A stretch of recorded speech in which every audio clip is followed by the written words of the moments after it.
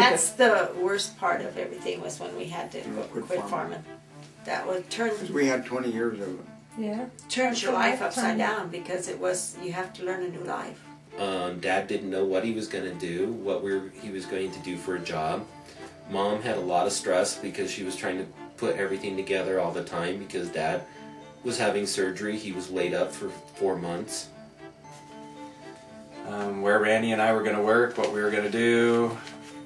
We were too young at that point to help full-time with the farm because we were still in school.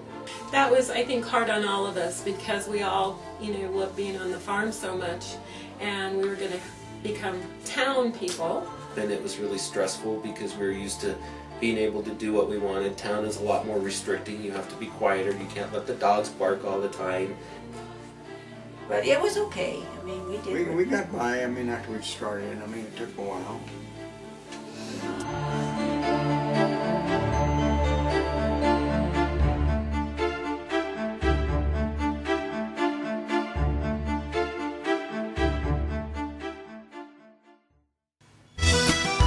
I don't know for sure. I guess it was when we got all of yous. First Sandy came, then you, and then James, and that was the nicest things. When Randy came along, I was so excited. I was finally going to get a little brother or a little sister, and then a couple years later, I wanted a little sister because I got this little brother, but I got another brother. But James and I were kind of buddies because he'd let me dress him up as a little girl so I could have that little sister. And it was wintertime, and Sis had to watch us all weekend. And I remember it became like an outdoor event because we made the dining room table into a tent. We had blankets over it, and we were like making beds and pillows, and we ate blina all weekend, and we just kind of did whatever. But we didn't. I don't remember going anywhere other than just being at home, and we played and goofed around and did whatever we wanted. So when Sandy brought the twins home, she spent a couple weeks with us, probably 3 or 4. Those two have brought me a lot of pleasure in my life. Of course, it was double trouble, and they were partners in crime, and their brother would come helping out with that every once in a while. But the one thing I think that sticks out in my mind the most about Micah, Lisa, and Tara is Micah standing at that window in the hospital saying, "Look, I got 2!" and everybody else only got 1. I still remember that little kid when we put him up in that tractor iron rod. Yeah. Screamed and screamed. Scared to death. And time when he come in the yard, he was standing there in the yard when he come in with the tractor. And scream and scream because we had to take him out. I don't want to go. I don't want to go.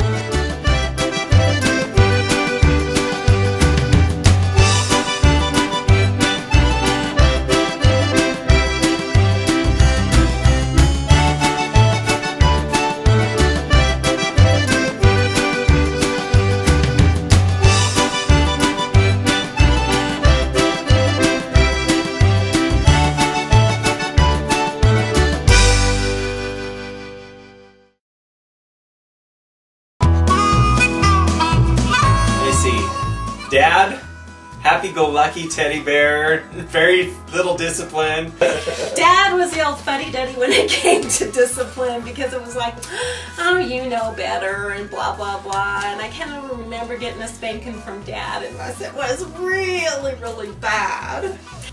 Dad was always home in the wintertime. Since summertime was the farming season, wintertime Dad was always around. I mean, he would take us to school, pick us up. Mom, well, she was the authoritarian. She kept the discipline rolling. I'm glad she did discipline because it helped me later on in my life with my kids. She always worked either days or nights. Most of the time it was days, like in the summertime, so she would always have a list of things that James and I would need to do in the summertime around the house and take care of, take care of this, make lunch for your dad and stuff because, he's out taking care of the fields and everything. I think Mom and Dad gave us character. They didn't, bribe us. They didn't make it mandatory you had to get good grades, but they always wanted us to excel and be independent in everything we did. They wanted us to think for ourselves, be able to grow and move through things, and to be good adults.